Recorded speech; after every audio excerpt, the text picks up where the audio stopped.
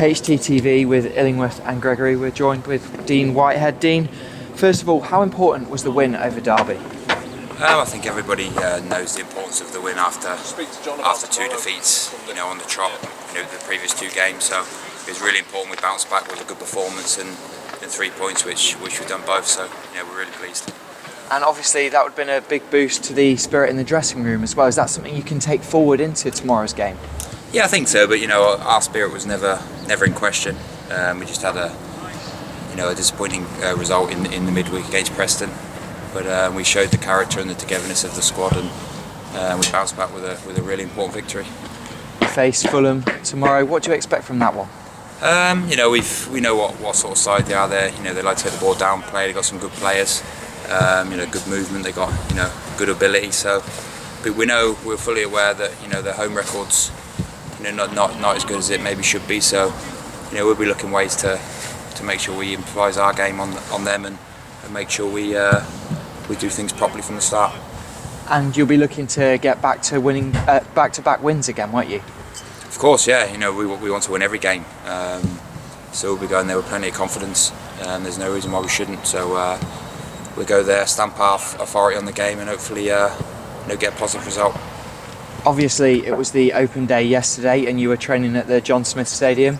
Was that a nice change to be training there instead of here at PPG Canalside? Yeah, sometimes it's nice to get the ground, but I think we just get on with our work, and whether it's at the training ground or at the ground, it doesn't make much difference to us. So we get our work done and get off. You met some of the supporters as well. What was that like as a group of players to meet the fans that have been so brilliant to you, supporting you this season? Yeah, the support we've had this year has been phenomenal. We've come a long way as a club, and as fans, as everybody together. We've really trying to build something here, and I think the boys showing on the pitch that everything off the pitch is helping everyone on the pitch. So it's nice. It's nice to meet them and sign some autographs, and hopefully they had a good day there.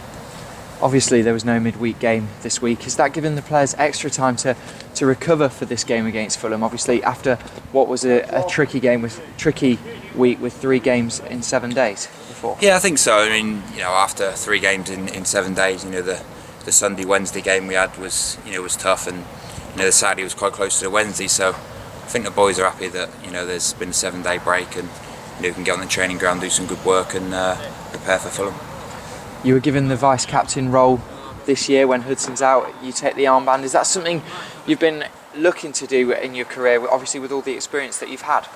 Not really. I think I think it just sometimes it just happens. But I'm obviously an experienced player, so it doesn't matter if you got the armband or not. I think we've got lots of leaders on the pitch, not just Huds or me. We got 6, 7, 8, 9 out there, so it always helps. You're back in the starting lineup against Derby. How positive is that for you to break back into the starting 11?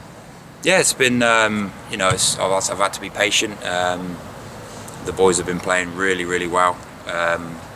So it's just a case of training well and getting your chance. But I think all the boys that have been playing and not playing, if you've seen them on the training ground, the effort's top class, and everyone wants to play, but sometimes you can only pick 11, so you have to keep your head and get your head down.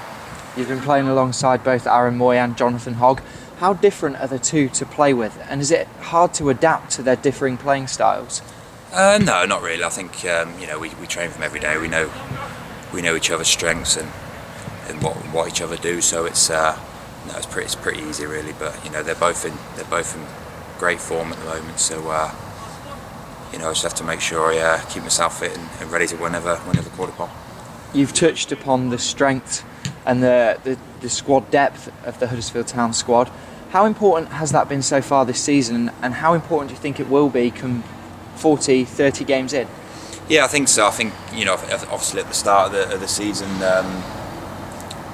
you don't have to make too many changes because everyone's fresh, everyone's fit, and everyone's raring to go. But as the season draws on, our bigger squad, our strong squad will definitely come into play. And like we said, you're one of the more experienced players in the Huddersfield Town squad.